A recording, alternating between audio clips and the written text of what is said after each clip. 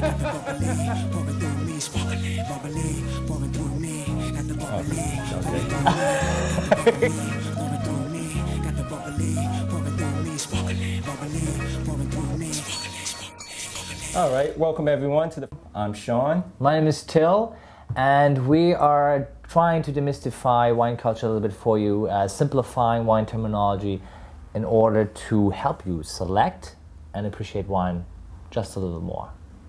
Today we're going to be talking about the Shiraz and Syrah grape. Which basically is pretty much the same grape, actually. There you go. Although the history started really with Shiraz, right? Indeed. How did it come to be? Simply put, the Shiraz grape was first cultivated in the Shiraz region of modern-day Iran, a region with a rich history of poetry and production of wine. I guess like a few hundred years ago, during the Crusade times, a French crusader came through the region of Shiraz and came across the Shiraz variety. Thanks to him, I brought it back to France. Fast forward a few hundred years, and the Shiraz grape has become the Syrah grape of southern France. And you know, fast forward a little bit more, it's become a very popular grape, very popular wine all around the world. Actually, in Iran, they have made Shiraz for over 7,000 years. What they do with it, they add sugar and cinnamon and spices. They have their own style, and then they cook it, and they stir it up, and then they cook it again, and they stir it again. So it's like they have their own brew. Shiraz can mostly be found in Canada, South Africa, and Australia, while Syrah can be found mostly in France, Argentina, Chile, and the United States. We actually have determined to go with 4 wine terms to describe those 2 selections for today, the Syrah and Shiraz best to you, which will be tannins, texture, spice, and minerality. So that leads us into our first selection, the Rocky Gully, a Shiraz from Australia. It's like under $15, and yeah, it's and decent priced. I mean, it's really, really good. It's I like to start to use some of these terms that we've mentioned earlier. Definitely want to speak about texture, which describes the mouthfeel. And with the Shiraz from Australia, it definitely gives it a full mouth feel. Tannins is another, is what we've mentioned, would describe. With the tannins, actually, I like to start to explain where it comes from. It actually comes from the seeds, the skin, and the stems, right? Indeed. And that makes it, that gives it that bitter kind of flavor where your mouth like dries out in the back of your throat. That's the best way to describe it. When you think of spice, it's basically what the word means, like a pepper. With the Shiraz, I think, especially the ones from Australia, that is one of the distinctive aspects. It's that pepper, it's that feel when you like just bit on a peppercorn. That's that tingle of horseradish even. So if you combine what we just talked about, the tannins, the texture, and the spice, right, that'll bring you to the body of the wine, in this case, in our Rocky Gully. Yeah, it kind of rounds it up to a medium to full-bodied wine. Would you agree? Because there's a lot going on, texture, as I said, definitely, full mouth feel.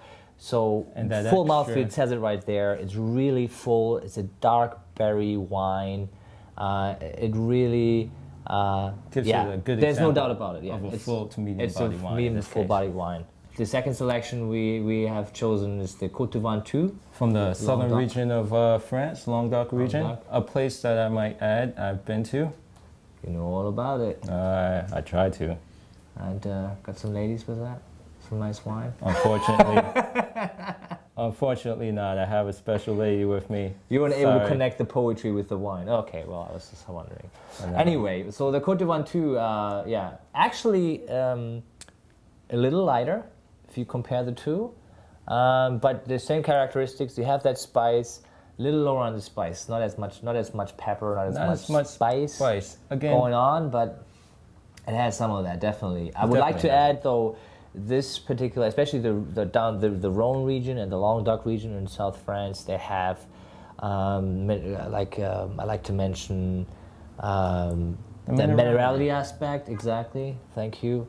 Which comes from the soil, the rocky soil in those regions. For this particular wine, think of wet dirt, you know, when you like smell it, or cold rain.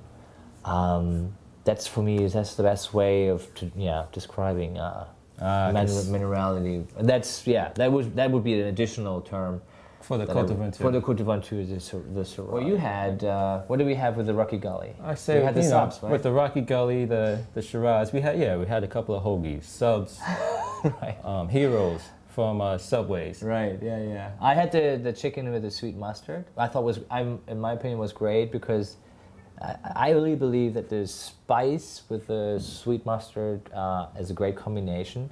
Always gives I think in general it's a great balance to go with spice.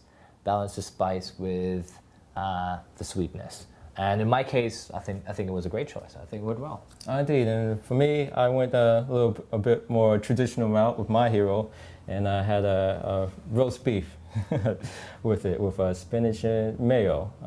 As they say, pair red wine with red meat, but you guys don't have to worry about that. But in this case, it was a great combination, and I truly enjoyed it. For the Syrah, we actually ate with a friend of ours, a mutual friend. We had a delicious spinach pizza with mozzarella. Indeed, another great combination, another great pairing.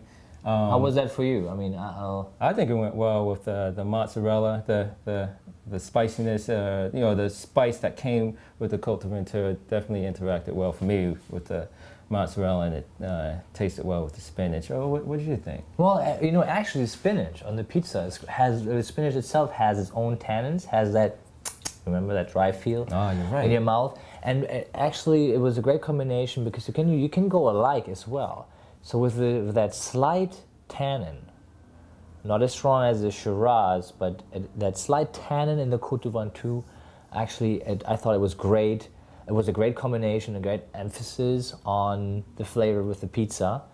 And, because tannins with the wine and tannins with the spinach, I thought it was great. And then on top of that, with the spice and the alcohol cuts right through the fat and definitely works. It definitely worked for me, that's for sure. It was a delicious pizza, and I think it was a great choice of wine, too. Indeed, I agree. And so there you go. You've got the little bit of history of this Shiraz and Syrah. You've got two great selections that we slaved long and hard to find for you.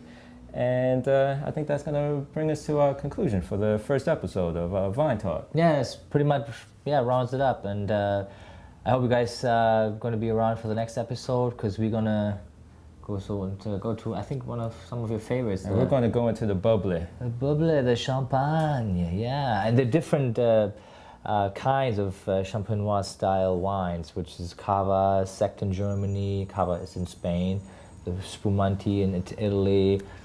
Don't want to give away too much. I know, Tune in more for on the that next later. time. Indeed. Exactly. And, there's only one thing to say. Remember. It's just grape juice. Got the bubbly, pouring through